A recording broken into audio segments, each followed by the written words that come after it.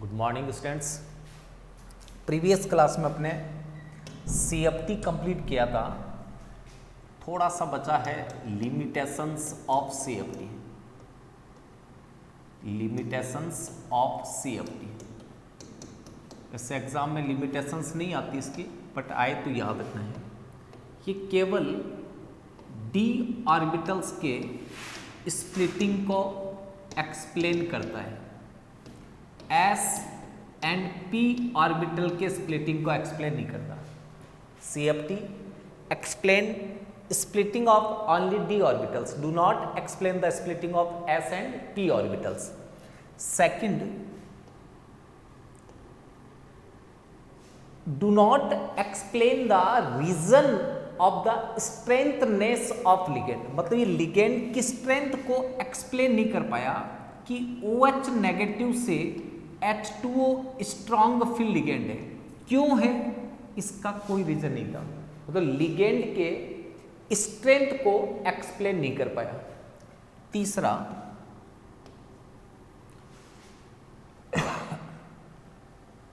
Point number third, कौन सा है? इसके अकॉर्डिंग लिगेंड और मेटल के बीच जो बॉन्ड नेचर है वो आयनिक होती है। Ionic bond, nature of complex is ionic, but 70% bond ionic bond होता है एंड 30% कोवलेंट बॉन्ड होता है। इसको एक्सप्लेन नहीं किया। इसने लिगेंड को एज ए पॉइंट चार्ज के रूप में कंसिडर किया। लिगेंड एक केमिकल स्पीसीज है। Ligand is a chemical species, but point charge is a physical quantity. इन चार चीजों को ये एक्सप्लेन नहीं कर पाए। इसके अलावा जब इनका NMR, न्यूक्लियर मैग्नेटिक स्पेक्ट्रा लेते हैं तो वो जैसा CFT ने बताया वैसा नहीं आता। इसलिए आगे LFT MOT की रिक्वायरमेंट पड़ी। ये नॉर्मल कमी है। अब आपके सिलेबस के अकॉर्डिंग करें तो factor affecting of coordination compound and uses of coordination compound एक लेक्चर का टॉपिक बचा है अपने, ज़्यादा से ज़्यादा 2 लेक्चर। बट इसमें अपने 2-3 लेक्चर और लेंगे एक्स्ट्रा, जो नीट कंपटीशन वगैरह में आते हैं। जैसे एक तो आपके D ब्लॉक में आएगा, यहाँ कॉम्प्लेक्स पढ़ा हुआ है इसलिए D ब्लॉक में दिक्कत नहीं आएगी, यहीं पढ़े। टॉपिक समझना, colour of complex, colour of complex या कलर ऑफ कॉम्प्लेक्सेस। कॉम्प्लेक्सेस में कलर को एक्सप्लेन करने के लिए 2 फैक्टर रिस्पॉन्सिबल होते हैं। Number 1, d transition, d electronic transition या d transition of electron, d transition of electrons. दूसरा,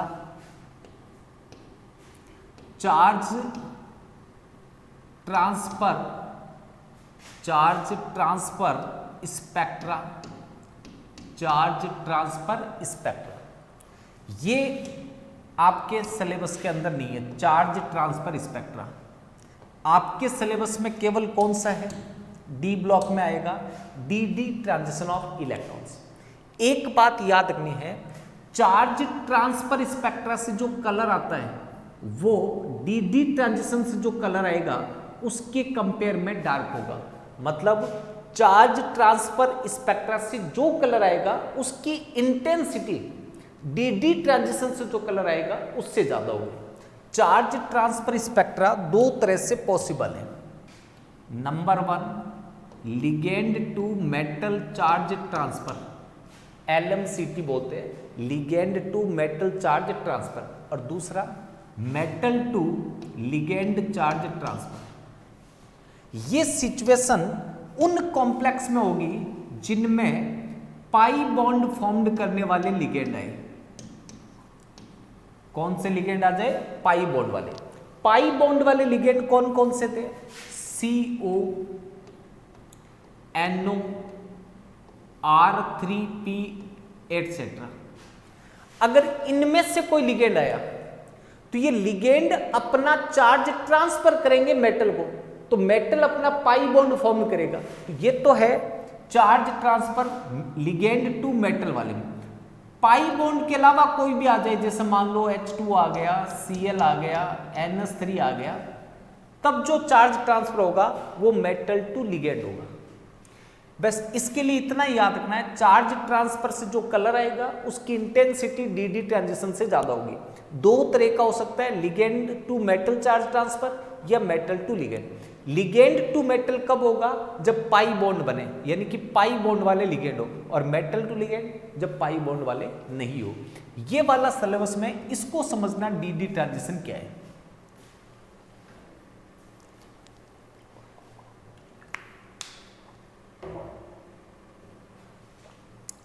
अगर मैं ऑक्टाहेड्रल कॉम्प्लेक्स की बात करूं, ऑक्टाहेड्रल कॉम्प्लेक्स डी ट्रांजिशन की बात कर रहे हैं, या ऐसे लिख दूं D transition in octahedral complex, D transition in octahedral complex, octahedral complex. Octahedral complex में जो डी ऑर्बिटल्स है, डी जनरेट डी ऑर्बिटल्स जो था वो लिगेंड की प्रेजेंस में स्प्लिटिंग कर जाएंगे ऑर्बिटल्स। ये स्प्लिटिंग करके दो पार्ट में डिवाइड हो जाएंगे। Low energy level T2Z, high energy level EZ। अब ये कह रहा है कि अगर T2Z में अनपेड इलेक्ट्रॉन प्रेजेंट हो, मान लो इसमें एक अनपेड इलेक्ट्रॉन है, तो ये विजिबल लाइट एब्जॉर्ब करके, कौन सी लाइट एब्जॉर्ब करेगा? Visible, visible light absorption, visible light absorb करेगा तो इलेक्ट्रॉन T2Z से EZ में ट्रांसफर हो जाएगा। इलेक्ट्रॉन लो एनर्जी लेवल से हायर एनर्जी लेवल में जाए तो इससे ट्रांजिशन बोलते हैं। जहां से जाएगा उस ऑर्बिटल से, जहां जाए उस ऑर्बिटल का नाम देना है। तो कहां से गया? डी ऑर्बिटल से। कहां गया? डी ऑर्बिटल में, इसलिए नाम दिया डी ट्रांजिशन। मतलब T2Z वाला भी डी था, EZ वाला भी डी था, बट एनर्जी डिफरेंस था। जितना यहां एनर्जी डिफरेंस था डेल्टा O, इतनी एनर्जी के वेवलेंथ के रेडिएशन का इसने एब्जॉर्प्शन कर लिया। तो जब इस लाइट का एब्जॉर्प्शन नहीं होता है तब तो कलरलेस होता है, व्हाइट होता है। अगर इसका कुछ पार्ट एब्जॉर्ब हो जाए तो जिस वेवलेंथ के रेडिएशन एब्जॉर्ब हुए उसके सप्लीमेंट्री कलर दिखाई देंगे। जो विजिबल लाइट किसी सब्सटेंस ने एब्जॉर्ब कर ली तो वो अपनी आंखों पे, आईज पे आके नहीं गिरेगी, अपनी आईज पे वो गिरेगी जो ट्रांसमिटेड होके आती है। जैसे मान लीजिए ये कोई सब्सटेंस है, इस पे मैंने विजिबल लाइट डाली तो ये लाइट तीन पार्ट में डिवाइड होगी। कुछ तो रिफ्लेक्ट हो जाएगी, कुछ इसके अंदर एब्जॉर्ब हो जाएगी और कुछ यहां से ट्रांसमिटेड होगी। अपनी आईज के ऊपर कौन सी लाइट आकर गिरती है? जो ट्रांसमिटेड होती है। जो एब्जॉर्ब होगी वो तो अंदर ही रहेगी। इसका तो जो लाइट एब्जॉर्ब हो जाती है उसके सप्लीमेंट्री वेवलेंथ वाली लाइट ट्रांसमिटेड होती है, जो अपनी आईज पे आके दिखाई देता है। मतलब जिस वेवलेंथ की लाइट एब्जॉर्ब होगी उसका सप्लीमेंट्री कलर दिखाई देगा। तो ये तो मैंने सप्लीमेंट्री कलर का भी बताएंगे आपको। यहां तक की बात तो आपने पहले से पढ़ रखी है ऑक्टाहेड्रल में। नई लाइन एक ही है, अगर T2Z में अनपेड इलेक्ट्रॉन है तो वो विजिबल लाइट एब्जॉर्ब करके EZ में ट्रांजिशन कर जाएगा, जिससे ये कलर शो करेंगे। अब मान लो मैं इस कॉम्प्लेक्स की बात करता हूं, हेक्सा एक्वा टाइटेनियम थाइडाइड, ये वायलेट कलर का होता है। कलर कैसा वो तो एग्जामिनर खुद देगा कि ये वायलेट क्यों होता है। तो रीजन लिखना है, इसमें टाइटेनियम +3 का कॉन्फ़िगरेशन है 3D1 4s0, 6 लिगेंड है, ऑक्टाहेड्रल होगा। तो D1 में एक इलेक्ट्रॉन है, ये T2Z में जाएगा, विजिबल लाइट एब्जॉर्ब करके AG में ट्रांजिशन कर जाएगा, इसलिए वायलेट कलर का दिखाई देता है। अब ये जिस वेवलेंथ की लाइट एब्जॉर्ब होगी उसका सप्लीमेंट्री वेवलेंथ, ये सप्लीमेंट्री कलर क्या होता है, ये आपको याद रखना है। केमिस्ट्री में इसको विबग्योर नाम से याद रखना है, समझना, विबग्योर। अब ये मत सोचना कि यहां आई क्यों नहीं आया, इंडिको क्यों नहीं आया, वो फिजिक्स में आएंगे, अपने विबग्योर में ये इतना ही याद रखना है। अब ये कलर कौन कौन से बने देखना, नंबर वाइज बना रहा हूं मैं। Number 1 violet, number 2 blue, number 3, number 4, number 5 number पे green,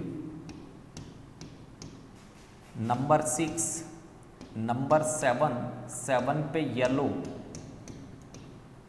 number 8 orange, number 9 red.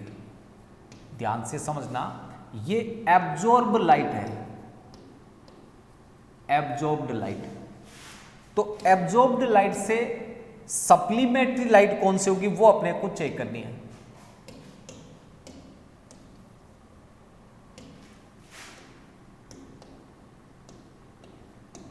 Absorbed light, अब इसकी सप्लीमेंट्री लाइट लेनी है, सप्लीमेंट्री कलर, ये सप्लीमेंट्री कलर लिख देता हूं, एब्जॉर्ब्ड कलर, सप्लीमेंट्री कलर, मतलब ये कलर एब्जॉर्ब हुए तो दिखाई कौन से देंगे वो अपने को याद रखना है। अब टोटल 9 कलर बनाने मेरे को, तो विबग्योर के अंदर 6 आ गए थे। अब आपको ध्यान में रखना है, यहां मुझे 2 कलर और बनाने हैं, ब्लू और ग्रीन के बीच, जो इन दोनों के मिक्स होने से बनेंगे। किन के मिक्स होने से? ब्लू और ग्रीन के मिक्स होने से बनेंगे। तो अब आप सोचना, यदि आप ब्लू से थोड़ा सा आगे निकले तो इसका ब्लू का इफेक्ट ज्यादा होगा, ग्रीन का कम होगा, इसका मतलब ब्लू कलर दिखाई देगा, तो उसको बोलेंगे ग्रीन ब्लू। क्या बोलेंगे इसको? Green blue. अगर आप ब्लू से बहुत दूर ग्रीन के पास पहुंच गए तो ग्रीन कलर दिखाई देगा, उसको बोलते हैं ब्लू ग्रीन, ब्लू ग्रीन। तो ब्लू के पास कौन सा आएगा? Green blue. ग्रीन के पास कौन सा आएगा? Blue green, blue green. ऐसे समझो। अगर आप भूल जाते हो तो इतना याद रखो कि इन दोनों से मिलाकर के बनाना है, एक ब्लू से एक ग्रीन से, दोनों को मिलाकर बनाना है। या तो बीजी लिख दो या जीबी लिख दो। तो देखो यहां बी आ गया, बी के पास बी आ गया तो बीबी बन जाएगी, और बीबी नाम ही खतरनाक है, इसलिए बीबी वाला सिस्टम भी मत रखना, यहां जीबी रखना है, जीबी, फिर यहां पे आएगा बीजी। जिसको गीगाबाइट नेट मिल गया वो अपने आप ही बीजी हो जाएगा। तो पहले नेट लेना है जीबी में और फिर बीजी होना है। ऐसी ग्रीन और येलो से बनाना है। तो ग्रीन आ गया तो येलो ग्रीन, YG, ये कलर आपको याद रखना है। ये 9 कलर है, इनके सप्लीमेंट्री कलर समझना। आप ऐसे इसी सीक्वेंस में याद होंगे आपको ये, तभी सप्लीमेंट्री कलर पता चलेगा। इनको 2 इक्वल पार्ट में डिवाइड कर दो यहां से, और कुछ नहीं करना। ग्रीन का सप्लीमेंट्री कलर है इंडिको, ग्रीन का सप्लीमेंट्री कलर कौन सा है? इंडिको। इन चारों के सप्लीमेंट्री ये है 6, 7, 8, 9। इन चारों के सप्लीमेंट्री ऊपर वाले 1, 2, 3, 4। अब समझना बात, वायलेट का सप्लीमेंट्री होगा 6 नंबर वाला, येलो ग्रीन। येलो ग्रीन का सप्लीमेंट्री होगा फर्स्ट वाला, वायलेट। अगर वायलेट का सप्लीमेंट्री लिखना है येलो ग्रीन, येलो ग्रीन का सप्लीमेंट्री लिखना है वायलेट, ब्लू का सप्लीमेंट्री होगा 7 नंबर, यहां येलो आ जाएगा, येलो का सप्लीमेंट्री होगा 2 नंबर मतलब ब्लू हो जाएगा, ऐसे इसका सप्लीमेंट्री होगा 8 नंबर वाला ऑरेंज, इसका सप्लीमेंट्री है, मतलब एक केवल 5 नंबर को याद रखो इंडिको, फिर इन चारों कलर को एज इट इज उठाओ यहां रख दो, इनके सप्लीमेंट्री हो गए, इन चारों को उठाओ यहां रख दो।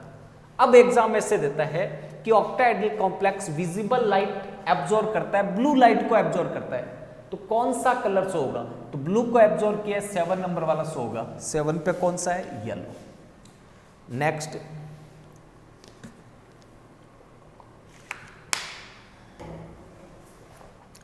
आरबीएससी में नहीं है, सीबीएसई में ये टॉपिक है, वर्नर थ्योरी या Werner principal,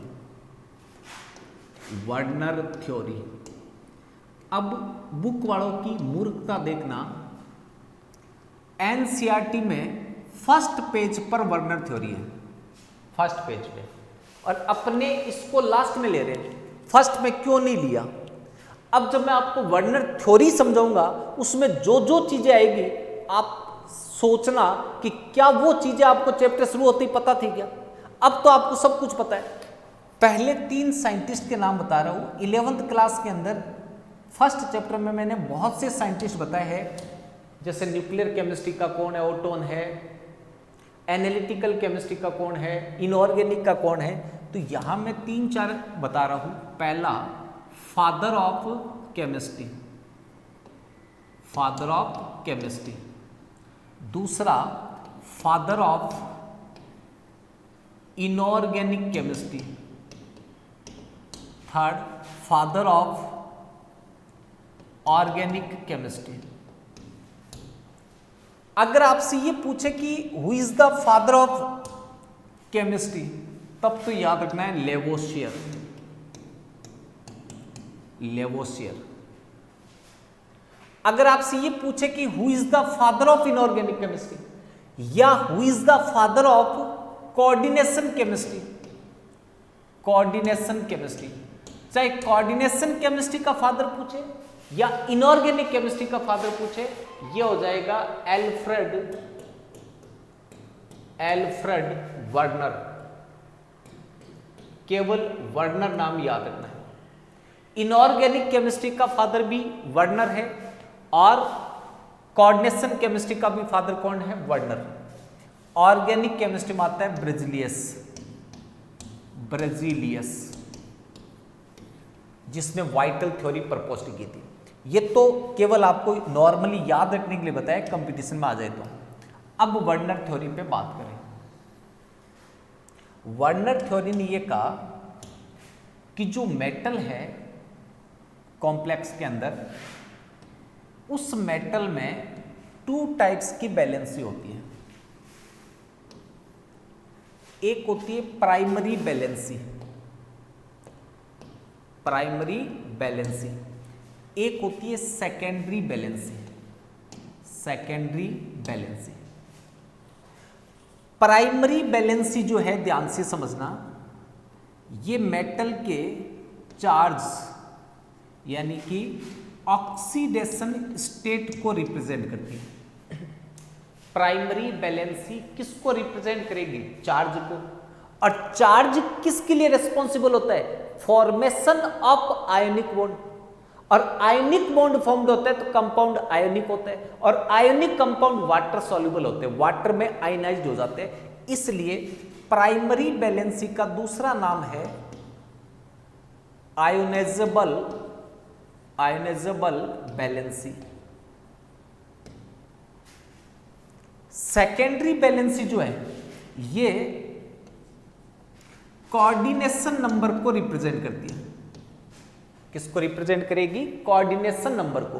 coordination number number of covalent bond को शो करती है, मतलब कोऑर्डिनेशन बॉन्ड को शो करती है। इसका मतलब ये कोवलेंट बॉन्ड को शो कर रही है जो वाटर में आयनाइज्ड नहीं होता। इसका मतलब ये कैसा हो जाएगा, unionizable, unionizable valency. Ionic bond electrostatic attraction force से बनता है। जैसे ये पॉजिटिव आयन है, नेगेटिव इधर से भी अट्रैक्ट हो सकता है, इधर से भी हो सकता है, इधर से भी हो सकता है, बट कोवलेंट बॉन्ड ओवरलैपिंग से बनता है। अगर p ऑर्बिटल न्यूक्लियर एक्सिस पे तो ही सिग्मा बनाएंगे, न्यूक्लियर एक्सिस की परपेंडिकुलर है सिग्मा नहीं बनाएंगे। तो आयनिक बॉन्ड नॉन डायरेक्शनल होते हैं, नॉन डायरेक्शनल, नॉन डायरेक्शनल, इसका मतलब ये नॉन डायरेक्शनल बैलेंसी है, जबकि ये डायरेक्शनल बैलेंसी है, डायरेक्शनल बैलेंसी।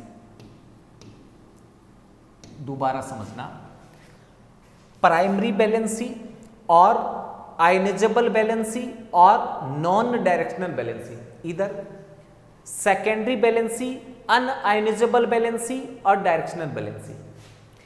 मेन आपको प्राइमरी याद रखना है। प्राइमरी बैलेंसी चार्ज को रिप्रेजेंट करती है, किसको रिप्रेजेंट करेगी? चार्ज को, और ये सेटिस्फाइड होता है बाय नेगेटिव आयन। किससे सेटिस्फाइड होगा? नेगेटिव आयन से सेटिस्फाइड होगा। ये सेकेंडरी बैलेंसी सेटिस्फाइड होता है बाय लिगेंड। अब वो लिगेंड चाहे न्यूट्रल हो, नेगेटिव हो, पॉजिटिव, उससे कोई मतलब नहीं। ये टूट करके आइंस में कन्वर्ट होगा, ये आइंस में कन्वर्ट नहीं होगा। इतना ही याद रखना है। According to Werner, in complex compound metals have two types of valency: primary valency which represent the charge or oxidation number and satisfied by negative ion, secondary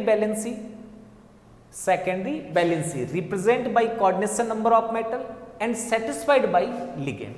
अब मैं आपको एग्जांपल दूं इसका। अब बताओ ये सारी चीजें लिगेंड क्या है, कोऑर्डिनेशन नंबर क्या है, ये पहले थोड़ी पता था फर्स्ट पेज पे। अब मान लीजिए मैंने आपको ये कॉम्प्लेक्स दिया CO NH3 होल 6 Cl3, इस पर वर्नर थ्योरी लगाना है। CO है मेरे पास में, पहला पॉइंट, इसकी प्राइमरी बैलेंसी क्या है? प्राइमरी बैलेंसी का मतलब इसका चार्ज कितना है कोबाल्ट के ऊपर, तो इस पे चार्ज है +3, ऑक्सीडेशन स्टेट फाइंड कर लो। इसका मतलब इसकी प्राइमरी बैलेंसी है 3। ये 3 बैलेंसी किससे सेटिस्फाइड हुई? 3Cl माइनस से, तो इस नेगेटिव आयन से सेटिस्फाइड हो गई। इसकी जो सेकेंडरी बैलेंसी है वो इसके कोऑर्डिनेशन नंबर को रिप्रेजेंट करेगी।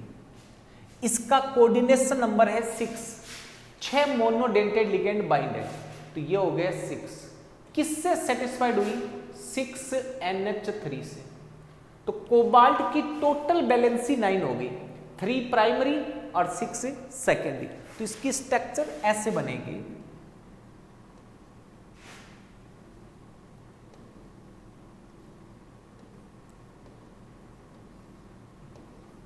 CO, ये 6NH3 बाइंड है,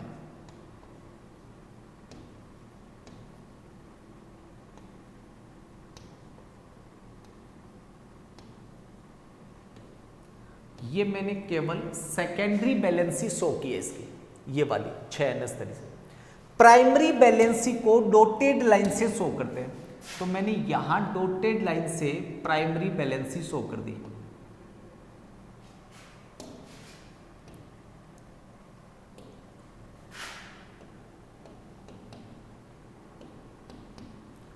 Cl।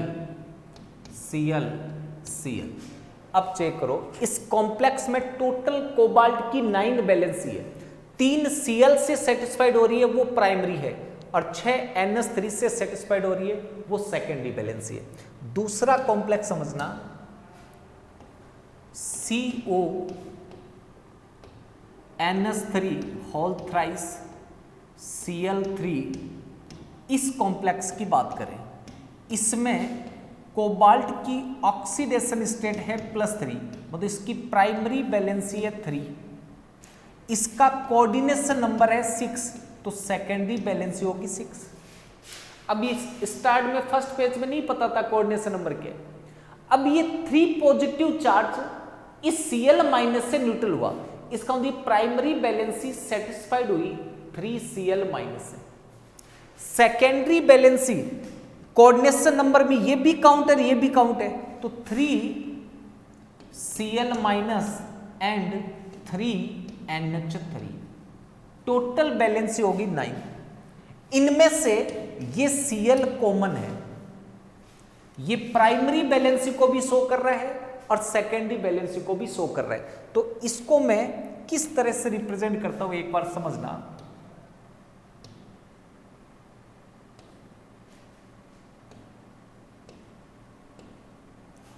ध्यान से समझना डायग्राम को। Cl Cl Cl, अब समझो इसको। इसमें 3 NH3 है, 1 2 3, जो केवल सेकेंडरी बैलेंसी को सेटिस्फाइड करता है। 3 Cl है जो प्राइमरी बैलेंसी को भी सेटिस्फाइड कर रहा है और सेकेंडरी को भी सेटिस्फाइड कर रहा है। जो सेकेंडरी को सेटिस्फाइड करता है वो आयनाइज्ड नहीं होते। तो पहले वाले में ये डिसोसिएट होकर के 3Cl माइनस अलग कर सकता है क्योंकि केवल प्राइमरी बैलेंसी थी इसके साथ, बट इन Cl में प्राइमरी के साथ सेकेंडरी भी है, तो ये आयनाइज्ड नहीं हो सकते, ये अनआयनाइज्ड Cl है, जबकि ये आयनाइज्ड Cl थे। अब इसमें क्वेश्चन कैसे आते हैं वो समझो। थ्योरी तो उतनी है आपकी बुक में जितनी दी है, क्वेश्चन कैसे आएंगे वो समझना।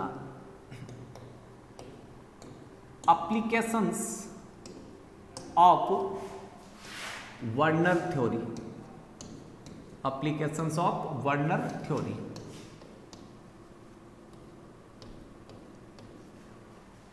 इसको ऐसे समझना। अगर मान लो मैं आपको पहले सिंपल बताऊं, ये आपको क्वेश्चन दिया CO+3 comma NH3 and Cl minus, इन तीनों ने मिलकर के कॉम्प्लेक्स फॉर्म्ड किए। कोबाल्ट NH3 और Cl से बाइंड होकर कॉम्प्लेक्स फॉर्म्ड करते हैं। वो कॉम्प्लेक्स सिल्वर नाइट्रेट के साथ, सिल्वर नाइट्रेट के साथ AgCl का व्हाइट पीपीटी बनाता है। 0 और 1 और 2 और 3 मोल व्हाइट पीपीटी ऑफ AgCl। तो इन कंपाउंड के फॉर्मूले क्या क्या होंगे, तो ऐसे समझो, कभी भी फ्री Cl माइनस हो वो सिल्वर नाइट्रेट से रिएक्ट करके व्हाइट पीपीटी बनाता है AgCl का। कब बनाएगा, जब Cl फ्री हो। Cl फ्री कब होगा, जब Cl माइनस के साथ कोई सेकेंडरी बैलेंसी सेटिस्फाइड नहीं हो, ओनली प्राइमरी हो। तो अब सिचुएशन समझना। फर्स्ट सिचुएशन दी कि AgCl के 0 मोल्स फॉर्म्ड हुए, मतलब कंपाउंड में कोई AgCl नहीं बना। इसका मतलब उसमें कोई फ्री Cl नहीं है, कोई फ्री Cl नहीं है। इसका मतलब ये हुआ कि स्क्वायर ब्रैकेट के बाहर आपको Cl नहीं लेना है, स्क्वायर ब्रैकेट के बाहर कोई Cl नहीं लेना है। सेकंड समझना,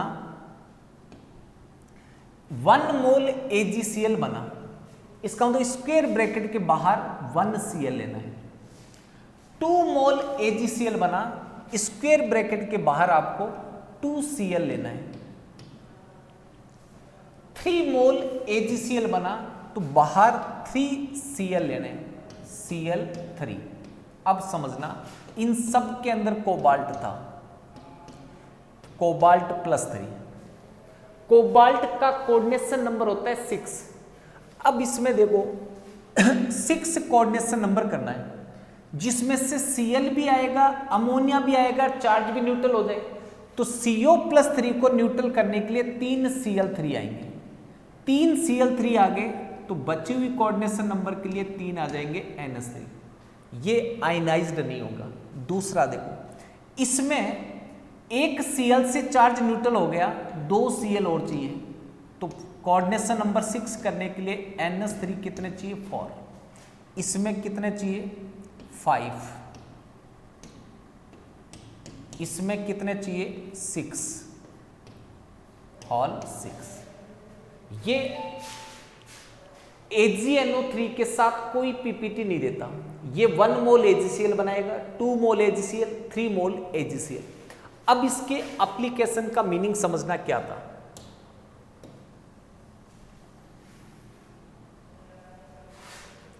आपने सॉल्यूशन वाला चैप्टर पढ़ा था, सॉल्यूशन, उसमें आया था कॉलिगेटिव प्रॉपर्टीज, कॉलिगेटिव प्रॉपर्टी। 4 तरह की प्रॉपर्टी थी, relative lowering of vapour pressure, osmotic pressure, elevation of boiling point, depression in freezing point. सारी प्रॉपर्टीज डायरेक्ट प्रोपोर्शनल थी नंबर ऑफ पार्टिकल्स, जिसमें नंबर ऑफ पार्टिकल्स ज्यादा होंगे प्रॉपर्टी ज्यादा होगी। इलेक्ट्रोकेमिस्ट्री में आप पढ़ेंगे कंडक्टेंस, कंडक्टेंस सॉरी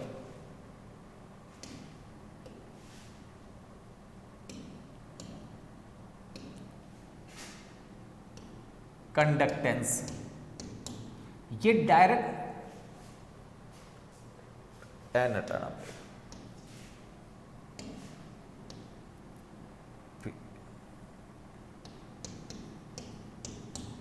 ये डायरेक्ट प्रोपोर्शनल होती है number of ions, number of ions. Next PPT of AgCl, या मोल्स लिख दूं, moles of the PPT of AgCl, ये डायरेक्ट प्रोपोर्शनल होते हैं number of Cl minus ions.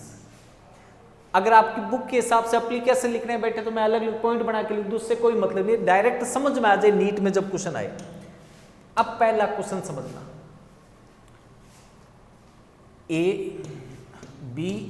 ABCD, which compound shows maximum colligative properties in solution. Solution में इन चारों में से हाईएस्ट कॉलिगेटिव प्रॉपर्टी किसकी आएगी? तो कॉलिगेटिव प्रॉपर्टी डायरेक्ट प्रोपोर्शनल होती है number of particles. Number of particles मैंने आपको बताया था ऐसे फाइंड करते हैं। मान लो इस तरह का कंपाउंड दिया तो x प्लस वाई होते हैं नंबर ऑफ पार्टिकल्स, तो x plus y number of particles होंगे, तो यहां एक ही पार्टिकल बना, ये पूरा एक साथ है। यहां ये 1 बना, ये 1 बना, 2 पार्टिकल बने। यहां एक ये बना, 2 ये 3 बनेंगे। यहां एक ये बना, 3 ये 4 बन जाएंगे। लास्ट वाले को डिसोसिएट करके दिखा दे, तो वैसे खूब डिसोसिएट किए पहले, ये इसको डिसोसिएट करें, CO NH3O6 + 3Cl माइनस। इसमें एक कैटाइन है, 3 एनाइन है, टोटल 4 बने, तो एक ये 3 ये 4। इसमें एक ये बनेगा, 2 ये बनेंगे, 3। इसमें ये 2 पार्टिकल बने, इसमें एक ही बना। तो कॉलिगेटिव प्रॉपर्टी हाईएस्ट कब होगी? जब नंबर ऑफ पार्टिकल ज्यादा हो। इसका मतलब इसकी कॉलिगेटिव प्रॉपर्टी हाईएस्ट आएगी, इसकी मिनिमम। कंडक्टेंस डायरेक्ट प्रोपोर्शनल होती है नंबर ऑफ आइंस। इसमें 4 आइंस बनेंगे, इसमें 3 आइंस बनेंगे, इसमें 2 आइंस बनेंगे, इसमें कोई आइंस नहीं बनेगा, न्यूट्रल फॉर्म है। तो इसमें मैक्सिमम आइंस है, इसकी कंडक्टेंस मैक्सिमम होगी। Which compound gives maximum mole of PPT of AgCl, जिसमें Cl माइनस ज्यादा हो। इसमें 3Cl माइनस है, इसमें 2Cl माइनस होगा, इसमें 1Cl माइनस होगा। इसको वाटर में डिसॉल्व करें, एक भी Cl माइनस आइंस फ्री नहीं होगा। इसका मतलब ये हाईएस्ट पीपीटी देगा। लोवेस्ट होता तो ये आ जाता। अब कॉलिगेटिव प्रॉपर्टी नाम से भी आ सकता है, which compound is shows maximum osmotic pressure, तो कौन से का जाएगा? सबसे नीचे वाला। कोई से भी कॉलिगेटिव प्रॉपर्टी ले, या इसमें पूछ सकते हैं, देखो PT NH3 whole four Cl2, PT NH3 whole thrice Cl, PT NH3 whole twice Cl2। इसमें सबसे ज्यादा पार्टिकल्स बनेंगे, सबसे ज्यादा आइंस बनेंगे, इसमें सबसे कम। अगर मैं इन तीनों की रिएक्शन सिल्वर नाइट्रेट से करवाता हूं, AgNO3 से, फर्स्ट वाले में आएगा नो पीपीटी, इसमें आएगा 1 मोल पीपीटी ऑफ AgCl, सॉरी उल्टा लिख दिया, इसमें आएगा 2 मोल्स पीपीटी ऑफ AgCl, इसमें आएगा नो पीपीटी थर्ड वाले में कोई Cl स्क्वायर ब्रैकेट से बाहर नहीं है, सेम वही प्रॉपर्टी जैसे उसमें लिए है वो ले सकते हैं। ये वर्नर थ्योरी RESC में नहीं है, NCERT में है, अच्छे से पढ़ लेना।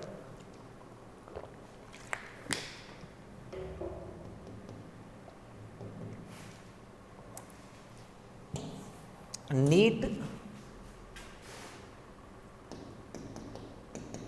2018 में एक क्वेश्चन आया था, ट्रांस इफेक्ट ऑफ लिगेंड। क्या क्वेश्चन था? Trans effect of ligand. किसी की समझ में नहीं आया था कि ट्रांस इफेक्ट एक्चुअल में है क्या, तो आपको ट्रांस इफेक्ट क्या है वो ज्यादा नहीं पूछा जाएगा, ट्रांस इफेक्ट के लिए सीक्वेंस पूछे जाएगी। अब ट्रांस इफेक्ट क्या वो समझना। स्क्वायर प्लेनर कॉम्प्लेक्स जो होते हैं, जैसे मान लीजिए ये स्क्वायर प्लेनर कॉम्प्लेक्स, ठीक है, यहां पे मैंने ले रखा है बी ए, इसकी रिएक्शन मैं सी से करवाता हूं, ये SN2 रिएक्शन शो करते हैं, SN2 by molecular nucleophilic substitution reaction, square planar complex. मान लीजिए मैंने इसकी रिएक्शन सी से करवाई, प्लस सी जो ए को रिप्लेस करेगा, प्लस सी रिप्लेस किसको करेगा? ए को। अब आप ए को रिप्लेस करके उसकी जगह सी को ऐड कर दो, सी ने ए को रिप्लेस कर दिया, तो दो तरह की सिचुएशन आ सकती है। फर्स्ट सिचुएशन,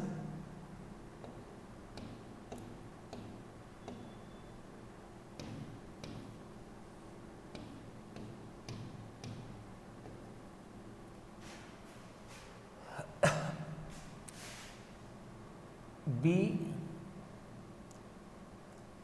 सी ए, मतलब सी यहां आ सकता है बी के अपोजिट में। सेकंड सिचुएशन इनमें से किसी जगह आ जाएगी, बी ए, ये दोनों सेम साइड है, कहीं पे भी आ सकता है सी ए। अब कब कैसी सिचुएशन आएगी? अगर मैंने ये कहा कि बी का ट्रांस इफेक्ट ए से ज्यादा है, बी का ट्रांस इफेक्ट ए से ज्यादा है, तो बी अपने ट्रांस वाले ए को रिप्लेस करेगा, तो ये बी इस ए को रिप्लेस करेगा, ये वाला कंपाउंड बनेगा, ये नहीं बनेगा। बी का ट्रांस इफेक्ट ए से ज्यादा है, तो बी अपने ट्रांस वाले को रिमूव करेगा और नए आने वाले को बाइंड कराएगा। ट्रांस इफेक्ट के कारण जाने वाला ग्रुप गुड लिविंग ग्रुप बन जाता है। अगर मान लो इसका अपोजिट कर देता मैं, अगर मैं ये कहता कि बी लेस ट्रांस इफेक्टिव ए है, इस कंडीशन में क्या करते हैं? अगर ये सिचुएशन होती तो अब समझना, बी लेस ट्रांस इफेक्टिव ए है, तो उस कंडीशन में इस ए के ट्रांस वाला या इस ए के ट्रांस वाला जाता, मान लो इसके ट्रांस वाला चला गया, ये वाला, तो फिर ये प्रोडक्ट नहीं बनता, ये बनता। तो ये डिपेंड करता है कि इनका ट्रांस इफेक्ट कौन सा है। तो अब एक बार पहले तो आपको ट्रांस इफेक्ट की टेबल याद करनी है। टेबल में याद रखना है, जो लिगेंड पाई बॉन्ड फॉर्मेशन करते हैं, पाई बॉन्ड, वो सबसे ज्यादा ट्रांस इफेक्ट शो करेंगे। पाई बॉन्ड किस में बनता है? CO, NO, C2H4 में पाई बॉन्ड है, R3P में पाई बॉन्ड है। ये पाई बॉन्ड वाले सबसे ज्यादा ट्रांस इफेक्ट शो करेंगे। अगर हेलोजन की बात करें, F-, Cl-, Br-, I-, तो 11th में आपने फैजान रूल पढ़ा था, जिसमें एनाइन का साइज बड़ा होगा उसका पोलराइजेशन सबसे ज्यादा होगा। जितना ज्यादा पोलराइजेशन होगा उतना ही ज्यादा ट्रांस इफेक्ट होगा। तो एक तो हेलोजन में याद करो कि I का ट्रांस इफेक्ट सबसे ज्यादा, F का सबसे कम। तो देखो Cl, Br, I का ज्यादा है, BrCl का कम। एक पाई इफेक्ट वाले सबसे स्ट्रॉन्ग होंगे तो पहले पाई वाले लिए CnCO C2H4NO सब एक जैसे, फिर R3PH, फिर CS3 ये, फिर फिनाइल ये एक जैसे, फिर ये सीक्वेंस रफली आपको याद करके जानिए। अब आपकी जो क्वेश्चन आएगा वो कैसे आएगा समझना, जो 2018 में आया था, इनमें से कोई भी 4 ग्रुप दे दिए और ये कहा कि इनका ट्रांस इफेक्ट का इंक्रीजिंग ऑर्डर लिखो, कोई भी 4 उठा के दे दिया। या फिर आपको क्वेश्चन ये दिया समझना कि इस कंपाउंड को कैसे फॉर्म करोगे, PTNS3 whole twice Cl2, PTNS3 whole twice Cl2। अब इसके लिए 2 पॉसिबिलिटी है। पहली पॉसिबिलिटी आप इससे शुरू करके बना लो, PTCl4 -2 से, इसमें 2 NS3 बाइंड कर दो और 2 Cl हटा दो। PTCl4 था, 2 NS3 बाइंड कर दिए, 2 Cl हटा दिए, ये बन गया। या ऐसे बना सकते हैं, PTNS3 होल 4 +2, इसमें से 2 NS3 को रिमूव कर दो और 2 Cl बाइंड कर दो। PTNS3 होल 4 से भी बन सकता है, PTCl4 से भी बन सकता है। अब अगर मैं आपसे ये कहूं कि ये इस टाइप का कंपाउंड है M8-2B2, तो इसके 2 आइसोमर बनते थे, एक सिस और एक ट्रांस। एक क्या बनता था, सिस, और दूसरा क्या बनता था, ट्रांस। तो ये दोनों पॉसिबिलिटी संभव, इससे भी बना सकते हैं, इससे भी। एक से सिस बनेगा, एक से ट्रांस बनेगा। कौन से सिस बनेगा और कौन से ट्रांस बनेगा, ये आपको इस इफेक्ट से पता चलेगा। तो अब ध्यान से समझना, अगर मान लो मैंने ये लिया स्क्वायर प्लेनर कॉम्प्लेक्स PT, ये 4 Cl है, पूरे पे चार्ज है -2, मैंने इस पे एक NH3 ऐड किया तो एक Cl इसमें से बाहर निकल गया, कोई सा भी Cl बाहर जा सकता है। तो ये बन गया आपके पास में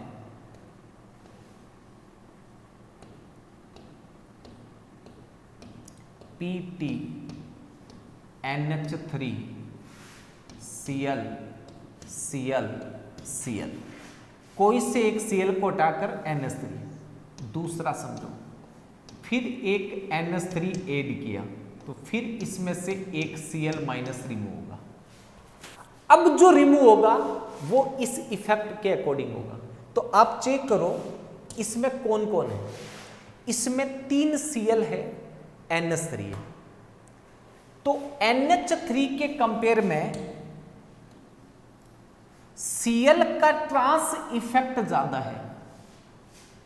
NH3 के कंपेयर में Cl का ट्रांस इफेक्ट ज्यादा है, तो Cl के ट्रांस वाला हटेगा, और जब सेम ग्रुप हो तो सेम वाले को प्रायोरिटी देनी है।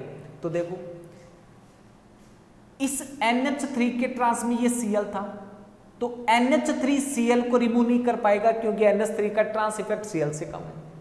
इस Cl के ट्रांस में ये Cl है, इस Cl के ट्रांस में ये, या इस Cl के ट्रांस में ये, इनमें से कोई सा भी रिमूव हो सकता है, तो ये प्रोडक्ट बन जाएगा PT, ये NH3 एज इट इज, ये Cl एज इट इज, इनमें से कोई सा एक हटा दो। तो मान लीजिए मैंने यहां वाला हटा दिया NH3, इस पे कोई चार्ज नहीं है, यहां चार्ज था -2, यहां चार्ज आया -1, ये न्यूट्रल है। कौन सा कंपाउंड बना, सिस, कौन सा बना है, सिस। अब दूसरा समझना, अगर मैं ये लेता इसकी जगह NH3 PT NH3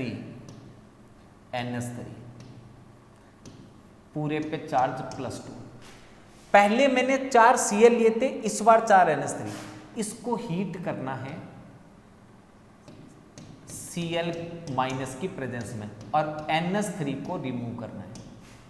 जब NH3 को रिमूव करेंगे तो कोई से भी एक NH3 को रिमूव कर देंगे तो ये बन जाएगा NH3 PtCl NH3, ये बन गया। अब चेक करना है सेकंड, एक और ट्रांसफर करवाना है, एक और Cl आएगा और NH3 जाएगा। अब ये चेक करो कि Cl का ट्रांस इफेक्ट NH3 से ज्यादा है, तो इस NH3 के कंपेयर में इस Cl का ट्रांस इफेक्ट ज्यादा है, तो इससे पहले ये अपने ट्रांस वाले को रिमूव कर देगा। ये इसको रिमूव नहीं कर पाएगा या ये इसको रिमूव नहीं कर पाएगा, ये Cl इस NH3 को रिमूव करेगा। जैसे ही इसको रिमूव करेगा तो यहीं पे लगा देता हूं, ये NH3 चला गया और यहां Cl आ गया। कंपाउंड कौन सा बना है चेक करो, ट्रांस वाला कंपाउंड बन गया। कैसा कंपाउंड बना? ट्रांस वाला, जबकि यहां सीस वाला बना। तो आपको बनाना दोनों ही कंडीशन में PtNH3(Cl2) है, बट सीस बनाना है तो आपको PtCl4 से स्टार्ट करना पड़ेगा और ट्रांस बनाना है तो इससे स्टार्ट करना पड़ेगा। एक लास्ट छोटा सा क्वेश्चन और समझ लो, फिर इस बात को खत्म करें। ये कंपाउंड आपको दिया,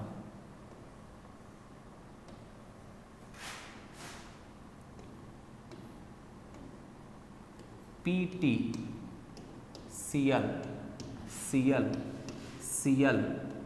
NO2 चार्ज दे दिया, -1 2 3 4 प्लस का 2 है तो माइनस का बचा 2। इसकी रिएक्शन करवाई NH3 से, प्लस अमोनिया ऐड करना है। तो अमोनिया ऐड करने से इसमें से एक ग्रुप चला जाएगा -Cl माइनस। अब ये प्रोडक्ट क्या बनेगा वो समझना।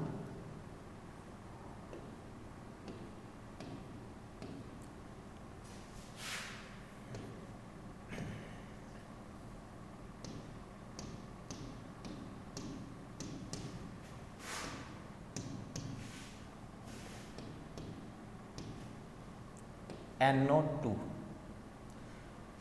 Cl। अब समझो, अगर ये Cl गया तो NH3 यहां आएगा और यहां पे कौन रह गया? Cl। अगर ये वाला Cl गया, सॉरी ये वाला, तो NH3 यहां आएगा और यहां Cl रहेगा। ये वाला कंपाउंड है सीस, 2 Cl पास पास है, ये वाला है ट्रांस। क्वेश्चन ये आएगा कि इस कंपाउंड को NH3 से रिएक्ट कराएं तो कौन सा कंपाउंड फॉर्म्ड होगा? पहला ऑप्शन होगा सीस, दूसरा ऑप्शन होगा ट्रांस, थर्ड ऑप्शन होगा बोथ सीस एंड ट्रांस, चौथा ऑप्शन नन ऑफ दीज। अब आप ये चेक करना, इसमें 2 तरह के ग्रुप हैं, एक तो NO2 माइनस है और एक इसमें Cl माइनस है। इनके अलावा कोई सा ग्रुप नहीं है। देखो 3 Cl है, एक NO2 है। तो यहां पहले आप इनका ट्रांस इफेक्ट देखो, NO2 का ट्रांस इफेक्ट Cl से ज्यादा है। NO2 का ट्रांस इफेक्ट किससे ज्यादा है? Cl से। इसका मतलब NO2 अपने ट्रांस वाले को Cl के कंपेयर में इजीली रिमूव करेगा। तो ये NO2 के ट्रांस में ये Cl है, तो ये वाला Cl इजीली रिमूव होगा। ये Cl रिमूव हुआ तो NH3 यहीं आएगा। इसका मतलब ये वाला प्रोडक्ट फॉर्म्ड होगा, ये वाला प्रोडक्ट फॉर्म्ड नहीं होगा। अब डायरेक्ट आपको जब एग्जाम में नीट में क्वेश्चन आता कि NH3 से रिएक्ट कराए कौन सा कंपाउंड बनेगा, तब आप सोचते कि एक NH3 है, किसी भी Cl को हटा दो, स्क्वायर में तीनों एक जैसे। स्क्वायर में तीनों एक जैसा नहीं है, 2 आइसोमर बनते हैं सीसो ट्रांस। ये वाला बनेगा किस इफेक्ट से बनेगा? ट्रांस इफेक्ट से। तो आपके नीट के लिए ये टेबल बहुत जरूरी है। 2018 में इसका क्वेश्चन आ चुका, वहां डायरेक्ट 4 ग्रुप का ट्रांस इफेक्ट का ऑर्डर पूछा था। अब हो सकता है इस तरह का कोई क्वेश्चन पूछ ले, ऐसा क्वेश्चन पूछ लिया, दिखने में बहुत ऐसा सोचते पता नहीं क्या होगा, बट कुछ नहीं है, केवल ग्रुप की ट्रांस इफेक्ट की पावर देखो और उसके ट्रांस में लाके छोड़। बाकी कल करेंगे, आज के लिए काफी है। Thank you, have a nice day, God bless you.